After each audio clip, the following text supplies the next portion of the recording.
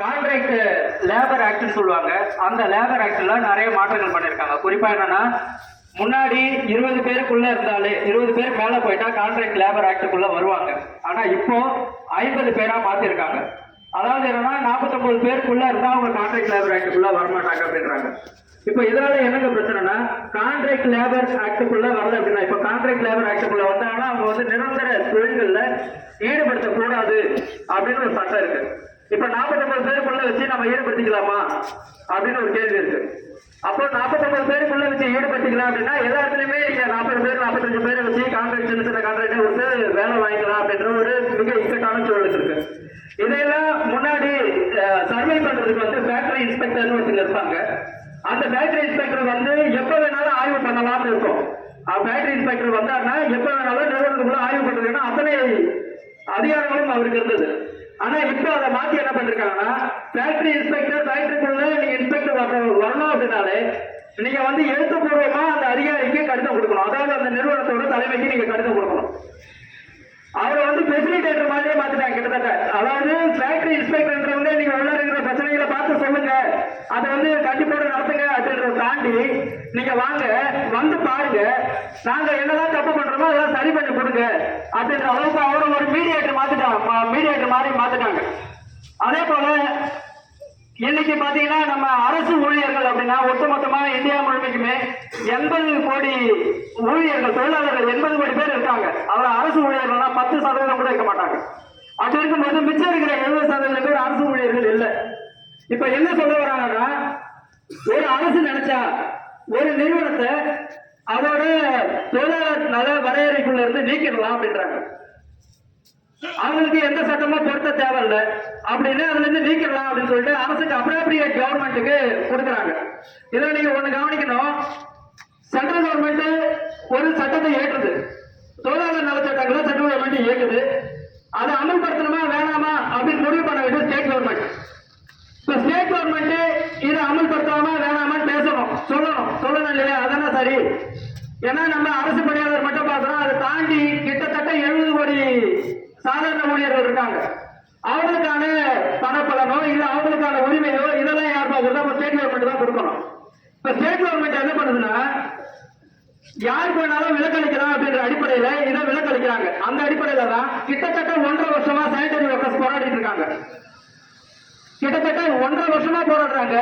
14,000 பேருக்கு மேல இருக்காங்க. 14,000 பேருக்கு மேல போராடியும் கூட இது வரைக்கும் அவங்களுக்கு எந்தவித நீதியும் கிடைக்கலன்னா இதுதான் காரணம். அவங்க தொழிலாளர் நல சட்டங்களுக்குள்ளார கொண்டு வரல. இப்ப இருக்கிற ஸ்டேட் கவர்மெண்ட் அதை வந்து இவங்க இன்னும் சொல்ல போனா 2019 சென்ட்ரல் கவர்மெண்ட் அந்த சட்டத்தை கொண்டு வருது. மகாராஷ்டிரா முதல்ல அந்த சட்டத்தை அமல்படுத்துது. அடுத்த ஸ்பாட்ல அமல்படுத்துறது இங்க இருக்கிற டிஎம்கே கவர்மெண்ட் தான். நாம வெளியில பேசுறோம், எல்லா நேரமும் சொல்றோம் நாம வந்து பாஜகவை எதிர்க்கிறோம், கடுமையா இருக்கிறோம் சொல்றோம். ஆனா 100க்கு முன்னால முந்திக்கிட்டு நீ அமல்படுத்திட்டு நான் வந்து பாஜகவை எதிர்க்கிறேன், இது என்ன மாதிரியான நியாயம்? இது மட்டுமா?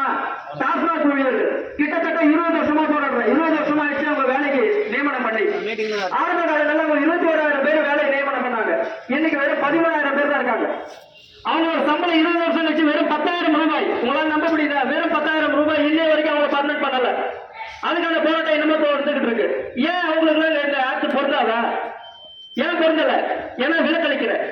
அப்போ பாசிச பாஜக மட்டும் இங்க முதலாளிகளுக்கு சாமரம் வீசல, இங்க இருக்கிற ஸ்டேட் கவர்மெண்ட் சேர்த்துதான். இன்னொரு முக்கியமான விஷயம், ஒரு நிறுவனம் தொடங்குறீங்க அப்படின்னா அக்ரிமெண்ட் பேஸ்ல, அதாவது ஒரு நிறுவனம் தொடங்கும் போது ஒரு அக்ரிமெண்ட் போடுவாங்க, புரிந்துணர்வு ஒப்பந்தம் சொல்லி. அந்த எந்த மாநிலத்துல அது வருதோ அங்க வந்து அக்ரிமெண்ட் போடுவாங்க. அக்ரிமெண்ட் போடுறப்ப இவ்வளவு வந்து நிரந்தர ஊழியர்கள் வைக்கணும் அப்படின்னும் இந்த மாதிரி எந்த சட்டமும் கிடையாது. இது வரைக்கும் கிடையாது. முன்னாள் இருந்த சட்டத்திலையும் கிடையாது, இப்ப இருக்கிற சட்டத்திலையும் கிடையாது. நிரந்தர ஊழியர்கள் ஒரு நிறுவனத்தில் இவ்வளவு பேர் இருக்கணும்ன்ற எந்த சட்டமும் கிடையாது. நாம தொடர்ச்சியா பேசிட்டே வரோம்.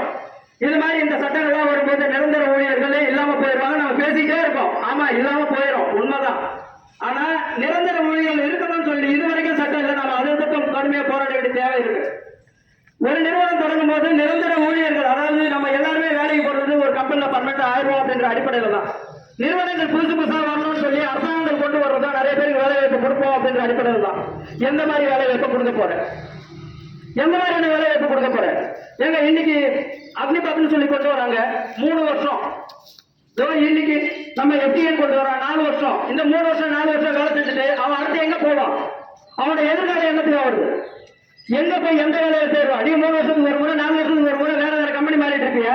எப்படி நிறுத்த உடனே அடுத்த கம்பெனி வா வா அப்படின்னு சொல்லி கூப்பிட்டு இருப்பானா? இதை வச்சு அவன் எப்படிங்க குடும்பம் நடத்த முடியும்?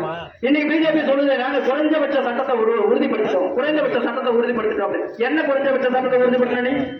18,150 ரூபா குறைஞ்சபட்ச சட்டத்தை நான் உறுதிப்படுத்திட்டோம் அப்படின்ற. எல்லாருக்கும் 18,150 ரூபாயா? அப்படி கிடையாது. நீ 3 பேர்னால 3 ஸ்லாபால பிரிச்சு வச்சிருக்க. அப்ப 3 ஸ்லாப்ல கடைசியா இருக்கிற ஃபீல்ட் ஒர்க்கர்ஸ்க்கு வந்து வெறும் 13,000 ரூபாய் தான் சம்பளம். இன்னும் கொடுமை என்னன்னா, நாங்க இதோட டாப் டு பாட்டம் எல்லாருக்குமே வந்து PF பிடிக்கிறத கட்டாயப்படுத்துறோம். யாருக்கு நீ PF பிடிப்ப? இப்ப கிக் ஒர்க்கர்ஸ் பிளாட்ஃபார்ம் ஒர்க்கர் தான் இருக்கிறான், ஸ்விக்கி ஜொமேட்டோலாம் இருக்கான். அவெல்லாம் யார் ஓனர் யாரு தெரியும்?